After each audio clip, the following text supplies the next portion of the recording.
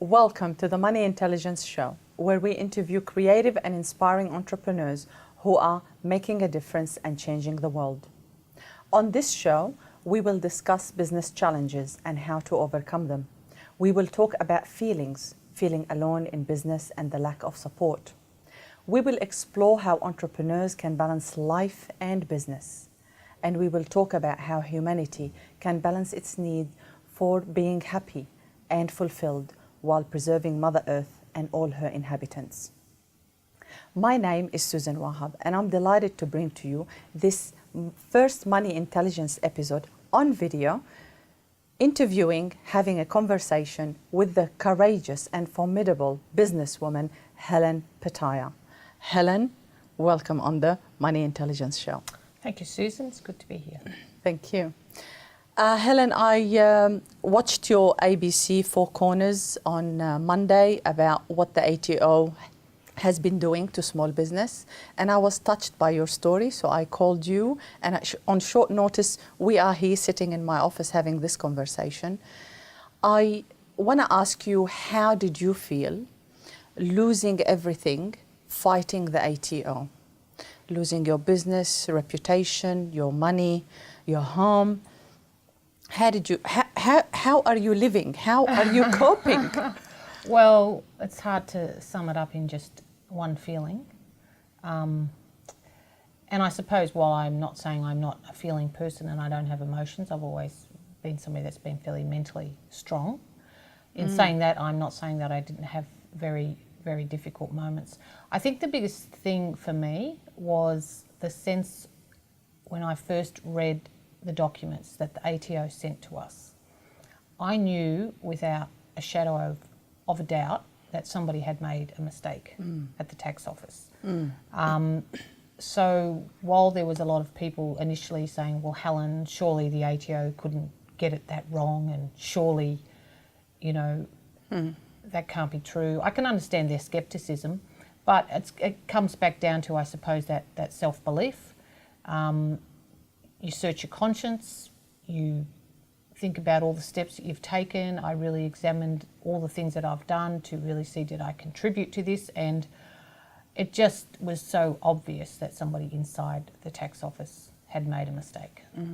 So I think I was just determined. Most people would say, I'm going to give up and just walk away and not fight the Goliath of the ATO. Why did you stay? I mean, yes, you're determined, but what was it that you wanted to prove? Well, I think in some ways I was probably naive to begin with, because I've never had a problem with the ATO before.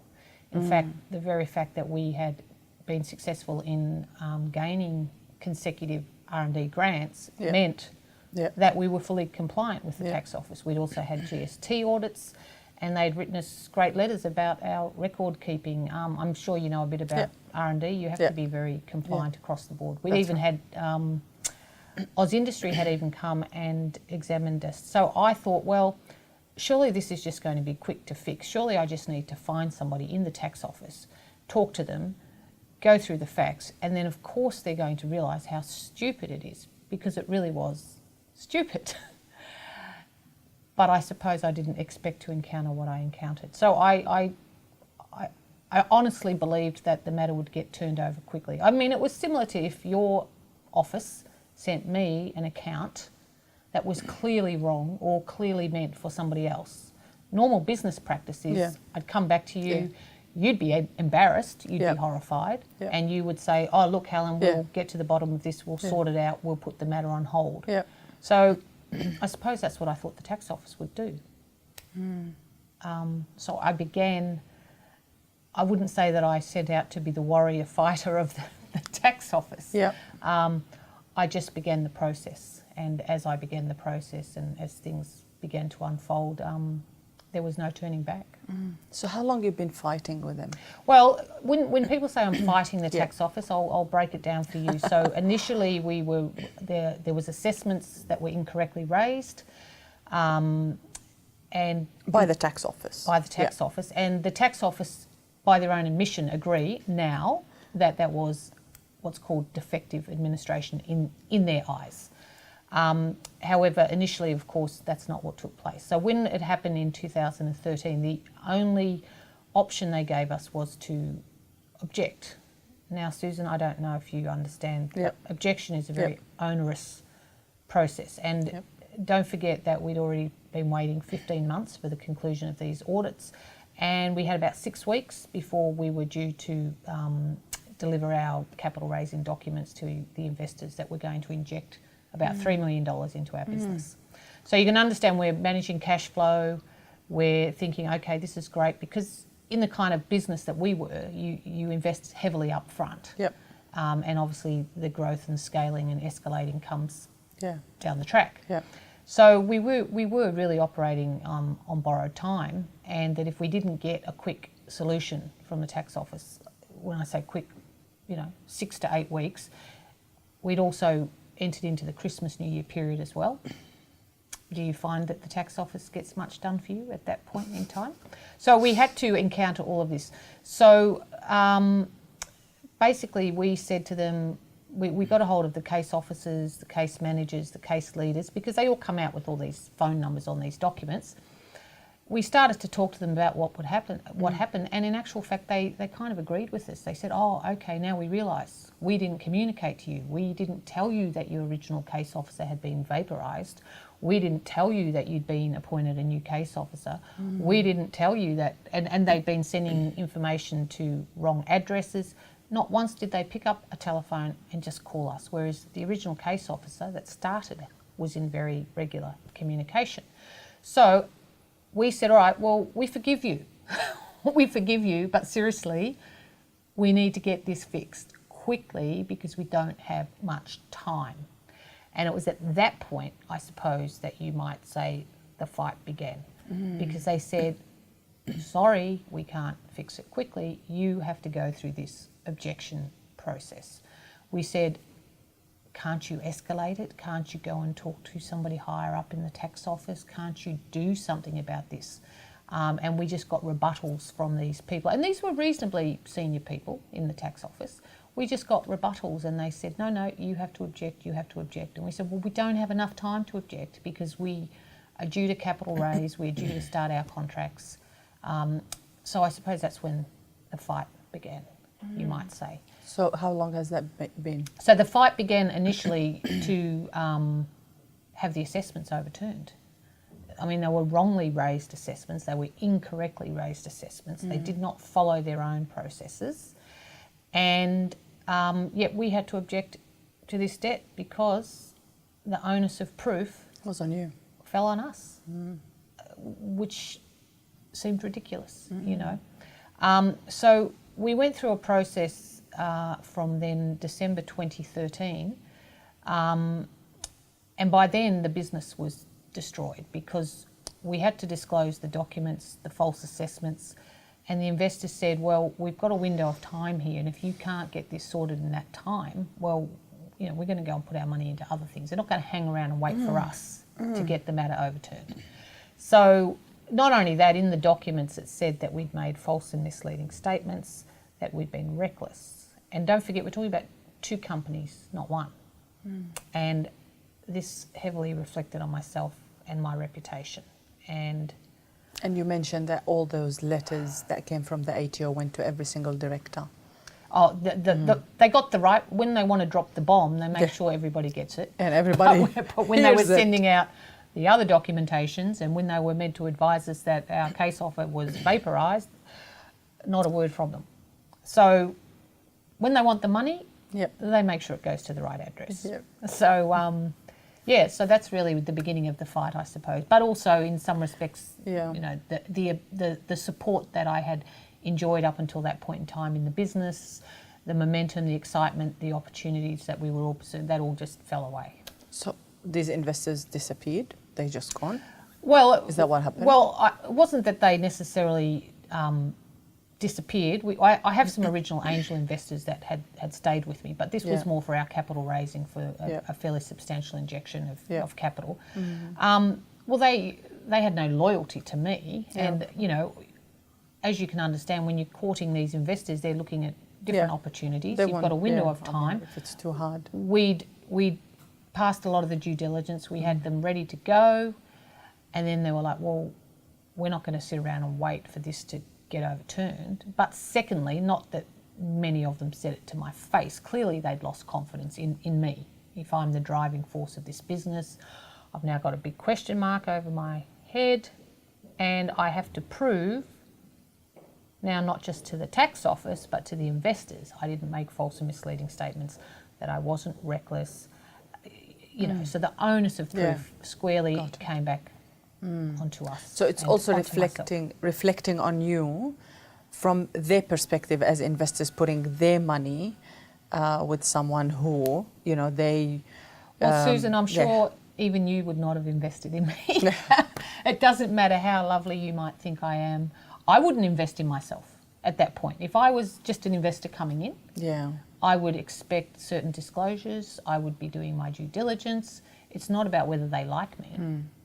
It's about what it says in these documents from the Australian government, and that reflects on me. How did you feel, you know, after the fall, after, you know, losing the investors? How did you feel? How did you cope? Oh, well, I don't know that it was necessarily just one feeling. I mean, it was, obviously I was gutted, I was disappointed, I was incredibly stressed about the financial situation, because not only had my husband and I put money into the business that we were hoping to be able to recoup as we executed the business plan, but I had early stage investors that had invested in me and trusted me, so I felt a huge sense of responsibility for them as well.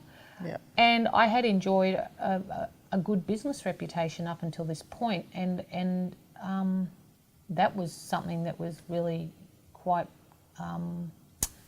impacting, that, you know, people now think that you are this person, and even if you can get through this, the damage is already, you know, the damage is done. Once the damage is done, it's very, very difficult. And, you know, and people talk, and the minute anybody hears, oh, did you hear Helen's in trouble with the tax office? Well, people automatically assume... you've done something wrong. Exactly. Or that you didn't pay something you should have paid, or that you've done something dodgy, or why would they be pursuing you like that this? long, that much. Yes. And so there's this whole stigma that goes with any conflict situation with the ATO, which I think, by the way, is the reason that a lot of people do keep it so much to themselves, and it becomes such a stressful situation for them, because they're embarrassed, and often they don't go and ask for help. You know, did you ask for help? Well, mine wasn't really a case of asking for help, because it was laid bare before my directors, and it was laid bare before my accountant. So it wasn't like it was a secret. If anything, I was more getting the please explains. No, I meant ask for help in terms of moral support, you know, how to get through this, you know, if this happened to me and, you know, I lose my business, it would, you know, my business defines me as it would have probably defined you. I just think about what kind of people did you get help with? I think I was fairly private about it to begin with, but I did have couple of very close friends who were very supportive, not necessarily business friends, just friends. I do have a good family who are reasonably understanding, even though they didn't understand the details. I think it was more that they trusted my character. So they were always supportive, not that they necessarily understood everything, because it's quite detailed. I mean, I'm sitting here with you. You're trying to explain. That's right. You get this stuff. I got it. You got it. But the vast majority of people out there don't necessarily understand this. And also, I would never, in my wildest dreams, have imagined that this could happen to me. And I didn't even think it could happen to other people. If it didn't happen to me, I probably would not believe the story in some respects. Or I would think, oh yes, they're exaggerating, or surely they wouldn't do this to you. And so basically the bomb was dropped. The capital raising we were doing dissipated, and then the onus was left on us, because we still had a big debt. I mean, the business had no chance now, and because we couldn't turn it around fast enough. I mean, we had gotten it to a certain point where we were relying on this capital injection to come in, So we didn't have time to tread water while we go off and fix all these problems with the tax office and then come back again and raise capital, because as you can understand, we were a technology company, we were the market leader in the position, and 6 months in the life of a technology company is huge. And you lose momentum, you have to let staff go, if you have to let your developers go, you've got to bring on new developers. Like, you just lose so much momentum if you can't, turn problems like this around quickly. And Plus then, you need cash, of course. And then, so what happened So with we your fought out, company? so then they began, so on the Four Corners story, you would have seen that there was a lot of discussion around debt recoveries and so forth. So we did endure that. We had, well, interestingly, because we had two companies, and this is also very interesting, they told us to object. We started to do the objection process, but then we realised we needed to pull some more material together. But by this stage, the business was already dead. They told us that we had 2 years to object. Obviously, we wanted to get rid of the debt, right? So we tried to consolidate, and of course, I'm trying to find money, as you can imagine, because accountants like yourself cost a lot of money to help me. So we had to go through this objection process. We withdrew it for a while to just get some information sorted. But we actually withdrew it because we were told to withdraw it by the tax office, which is rather a strange thing, and I won't get too much into the detail of that because it may be something in our legal case. However, what they didn't tell us was that would re-trigger the debt. So we took their advice, and so then after we withdrew it to prepare everything that we need to do, they conducted a very aggressive debt recovery action on us. So what they did on one company was they sent us the garnishee notices. Oh, you got the garnishee. I got the garnishee. The tax office has got a process for big business to review any audit positions that tax office might do, but it's only for bigger size companies with turnover over $250 million a year. Yes. Do you believe that small business deserves the same kind of treatment? And how can we get that? Yeah, no, absolutely, they deserve that treatment. What even more importantly is that you do have a lot of rights under the taxpayer's rights, the taxpayer's charter. But the problem is when you try to execute those rights. So you don't even need to have to go and say, can we just have independent reviews and things? They are speaking a language that says we want to do early dispute resolution with small business, right? So there's a lot of talk. I've read a lot of the documents that have been written. So the strategy potentially is good. However, the culture inside the tax office is preventing the strategy from happening. And I think that's my experience. It's almost like a luck of the draw. And people might say, but Helen, what happened to you happened years ago. Well, no, it's still ongoing, and we can get to that in a moment. But it really does depend on who you get to speak to at the tax office, and that should not be the case. And it's not even because when you speak to somebody who doesn't do what you need to do is a bad person. Maybe they just weren't properly trained, or maybe they're just not really having the right skill sets for the job. Well, therefore, whose responsibility is that? It's the leadership. Yeah, leadership. We always talk about leadership in the end for any trouble that we get ourselves into. It's the leadership, and I can understand why the boss of the union probably came out fighting, because he probably thinks, oh no, my people are going to get bashed now. But the truth is, they're only as good as the leadership. Yeah. And the leadership inside the tax office has some good strategies. I've read lots of them. I've read lots of their papers. There's lots. You've been obsessed with the tax office. I never expected to become the expert. You can give advice to people. Well, actually, I'm thinking recoup some money. I'm thinking in order to raise funds for our legal battle that I might do Helen's 10 quick steps to get your dispute on track. Yeah. So, but it still comes back to culture, and it comes back to perception. The culture inside the tax office, I'm not the expert, but from what people have told me, I think there is still a very, in pockets of the tax office, I think people are very scared to speak out. Yeah. there's probably some great leaders in the tax office, but there are probably some people within the tax office that perhaps need to be a little bit more inclusive of their staff and learn from their staff. And secondly, how ridiculous that you can have judge and jury. You know, like the sooner they just go, okay, once we manage a case to a certain point, it's clearly obvious we've made mistakes. Yeah. It's clearly obvious that we need to help that taxpayer be restored to the position that they would have been in. It needs to be an external decision-making process to do that. Yeah. You know, whereas in my case, Yeah. it's just like constantly this circle of the same people. You know, if we're not agreeing, surely common sense says get some fresh eyes. Yeah. What are you trying to achieve now, considering what you've gone through? You know, you've got a few people who are setting up your GoFundMe crowdfunding website. Yep. What's your next step?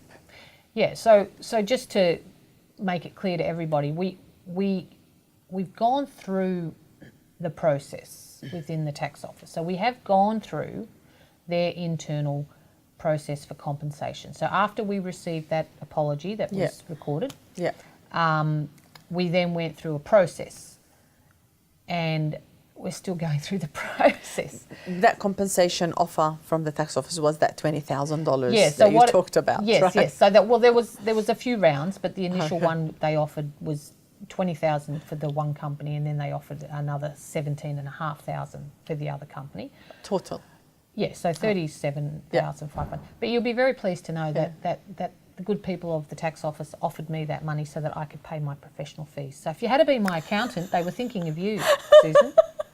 They weren't thinking of me. You didn't have audit insurance. Did you have audit insurance? I have it now, you but have that it is now. a good point. Yes. But then that still shouldn't matter because that's a bit of a scapegoat, isn't it? Yeah. But yes, but we do have, in fact, we did have audit insurance even at the time, but unfortunately... You use it up. No, they went back. The years they went back and audited, we didn't have it. Oh, that's harsh. Yeah, but at the time when they came back and dropped the bomb, we actually did have audit. Got it. Yeah, but it didn't apply to the years. But even so, it's really, only $10,000 anyway. Exactly, and it's my poor. Well, she's got a bigger bill than that. and she's the one that's missed out. If you're paying a lawyer $500 an hour, it's done within a week. Yeah. Yes. Exactly. Exactly what it needs to be, doesn't it? Exactly. So so basically, what's happened is we've gone through this process, and really we've exhausted that process with them. And so my conclusion is now that the only way that we can really get fairness is we have to take it outside the tax office. And unfortunately, to do that, currently, the only way to do that is we have to take them to court. So we are now having to even incur further costs. So what I see is someone like yourself who wants to fight for her rights, but if, let's say, you win this case, you're not only fighting for your rights, you're fighting for every small business's right. You know, we've got over 2 million small businesses in Australia. We make up more than 97% of all businesses in Australia, and we're still this underdog that, gets kicked out here and there and abused and nearly bankrupted. You know, what I see is someone who's been nearly bankrupted. I did have the winding up notices to my doors. I didn't tell you about that part. No. Yes, I had those served as well. I've had everything. It's amazing that you're still, like you sound and you look like a normal person. Okay. How did you expect me to look?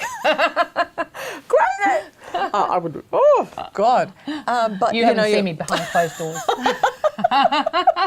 You have to swear. I was actually just about You have to swear just to get through life. I was actually just about to say to you that if you speak to most people that know me, I don't swear much. I'm not known to be a person that swears. Okay. But I must say, I have experimented a bit with the swearing in the last few years. But people still get shocked when I do it because they're not used to me swearing. But yeah. What do you think you've learned out of all of this? What did you learn about yourself? You know, did you kind of become aware of, another personality or another strength within you that you didn't know before? I think I learnt how incredibly resourceful you can become when you have to. I mean, just even managing our, cash flow and Jesus. all sorts of things. Have you ever seen that movie, where they lose their jobs and then they go on a robbery? Oh, they start selling everything and then they end up robbing the. I'm not suggesting robbing anybody. Is that Did robbing they rob the bank Oh. or the big business or something? Anyway, it's hilarious. Okay. But that's a bit like I haven't robbed. I'm not planning to rob anybody. What's the name of that movie? Yeah, what's his name? that. Anyway, I laugh though how they're selling off things. Right. Yes, I'm very good You at did eBay. that. I'm very good at Gumtree. Oh my God. There's more. Helen's 10 tips on how to sell well on Gumtree and eBay. Yeah. And the other thing too is, people say, well, why didn't you just go get a job? And, good point. But it really does become like one of those people on the show said, I feel like I've got two jobs. One is he was still, fortunately for him, he's still been able to keep his business going, the water treatment guy. And, Yes. I really hope he does well. It looks like Yeah. a great technology. But he said, but then I've got the tax office. And you feel like it becomes your full-time job. And don't forget, I have my family to take care of as well. But So what happened to your emergency scan ID? Is it patented with that technology? We had patents and we had progressed a fair way. I mean, it's included in medical journals. There's been white papers written by academics on it. But unfortunately, I couldn't keep it going. And so really the technology as it was is based on, 2013 technology. Wow. And we would have clearly have kept advancing the product, and we were really moving into the mobile, bridging it into mobile technologies and cloud computing. Did someone take on that? Well, look, I don't competitors, want to accuse, but there is, accuse is probably a bit of a harsh word. There is a very, very similar product that came into the market right around the time that we had our bomb dropped on us. And they've gone from strength to strength, and they're actually been very, very, very successful. So the concept of the vital information in seconds, anytime, anywhere, being able to access your, quick medical emergency information, being able to use it for, like we were moving into using it where you have to sign your permission slips for excursions, using it in occupational health and safety in workplaces. So there's another company out there now. There's corporate espionage and corporate, big companies do use all sorts of people have suggested sorts of strategies. Yeah. To bring small companies down. Well, people have suggested to me that this could have been instigated. People have suggested that. I personally, I don't believe it. And the company that I'm actually talking about, while I do think that perhaps a lot of some of their written material and some of the concepts are really very close to, I think I wrote that sentence. Oh my God. But I wouldn't say that they came and just stole it. I would suggest that it was an opportunity for them, that I'd been knocked out of the race. So they had that opportunity. Clearly I'd fallen over. I didn't appear to be a threat to them because, and so they just got on with it. And look, so it's a great service. I believe in it still. And even when I look at this competitor, as a parent, as somebody who has family, people, I believe, like in their product as well, I believe in what they're doing. Vital information in seconds, being able to access emergency information quickly, being able to disseminate your emergency details to, your teachers, your caregivers, people in workplaces. So I hope, bittersweet, I actually hope that business will be successful because I do believe it's got a lot of merit. And I'm not going to say that's my business, but a lot of people do say that for me. But at least it proves that what we were doing is amazing. Well, thank you, Susan. But it just proves that it was valid. It proves that it was. What did the Deputy Commissioner say on? It was viable. I mean, I'd had grants from the Queensland government. Do you know people that just get grants if they're not doing something? Yeah. And even the research and development grants that you have to get. it's not easy to get them. Yep. You have to be able to meet certain criteria. Correct. So, Yeah. What's next for you? So let's say you win against the ATO, you get your money, you get your compensation. Where do you see yourself in the next 5 years? well, You're still young. Yes, Thank you, you've got Susan. 5 kids, and I know. Look, I know I've run businesses before this, which is perhaps another reason I've been able to survive, because you've weathered storms before. It wasn't my first. You get toughened up. It wasn't my first. Yeah. What do you call it? Entourage. What's that word? Anyway. Enterprise. And I am by nature entrepreneurial. It's who I am. I mean, I'm the one that when I'm at school, oh yes, this is the fundraising. Like, I like to do things like that. Yeah. I do enjoy making money. Yeah, you're enterprising. It's fun making money, but I it also is. enjoy helping people with the money Yeah. that I make. Yeah. So I must admit that I've had moments where I thought, well, I am a bit of a has-been, is how I was starting to approach it, because really, if you look at, I've put 10 years of my life into this, and on my resume, if people don't know the story, it looks like I'm just this failed businesswoman. Oh yeah, she did something once, but now she's, whatever happened to her, and she just disappeared. If I was to apply for, even jobs at the potential pay scale that I think I should be capable of doing, I mean, people would overlook me at this point in time. So it was like a false imprisonment, and I feel like now I've been let out of jail. I can tell my story. Obviously, the focus right now is to recover our money, recover the money for our investors. I would like to get my family a home again. How did your family manage, with all of this? How did they cope? Well, I think that I think teamwork. I mean, my kids are very accepting of me, and my husband was understanding, even though he thought I'd lost, our life savings and all the money we'd ever made in business, because he was always very supportive of me in my business pursuits and entrepreneurial. I mean, we worked together in business, but I was always the driving one as far as those things go. You're the money maker. Well, when you read my book, you'll understand. Oh, is that right? Yes. Well, the money maker is someone who goes out there. Well, and there makes might have the been money. people that said I was the money loser, but but now people understand why, so that's good. Do you see that whatever's been happening to you is part of a grand plan, that something good might come out of it? So is this my destiny? Yeah. What do you think, Susan? I do think that. That's why I'm asking the question, because I think it's all part of the grand plan for our soul's evolution. Mm-hmm. Interesting coming from an accountant, isn't it? Oh, I like a bit of the spirituality into the conversation. We have to. Yes. So because we can't just think that where we're walking is just an accident, or I don't believe in that. I believe it's all part of a grand plan. If, let's say, it's not, what kind of grand plan would you be creating out of this experience?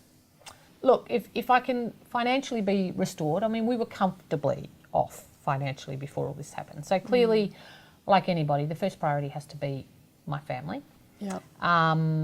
And the people my early investors that supported me. So when I'm satisfied that they're satisfied in terms of the putting them back into a position that they're comfortable with, then I'll look at options. I'm still very interested as well in, depending on how much money I end up hopefully receiving. Yep.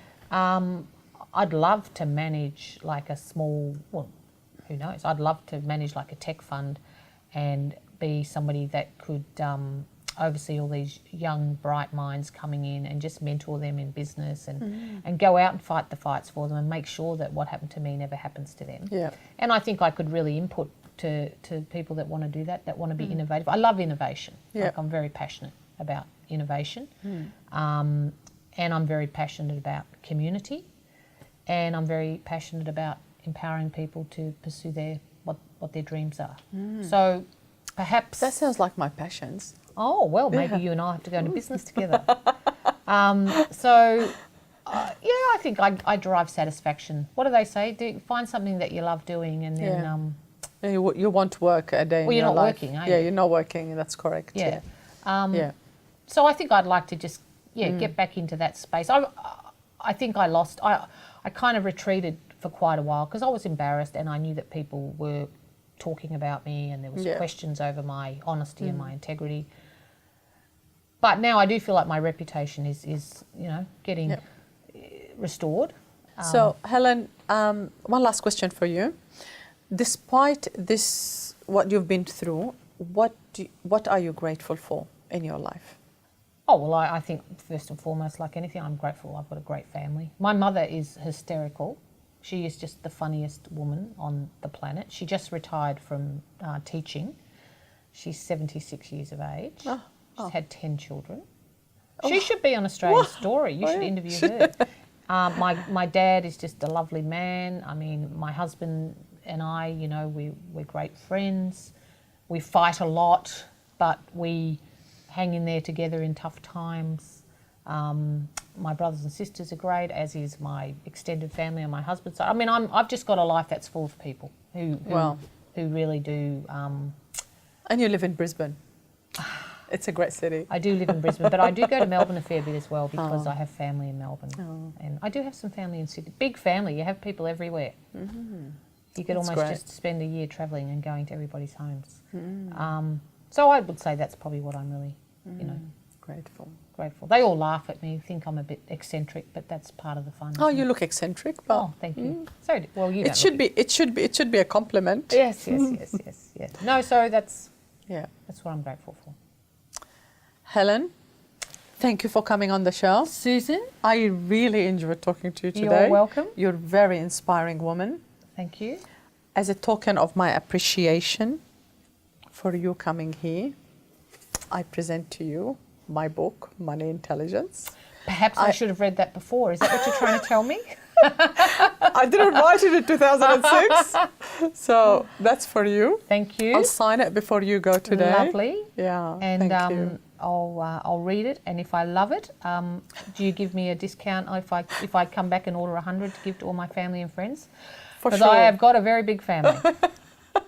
All right. They can come and do my courses as well. Oh, well done. Yeah. Excellent. All right. Thank you, Susan. It was You're great welcome. to be here. You're welcome. Okay. You're welcome. Thank you. Thank you. And thank you for watching the Money Intelligence Show.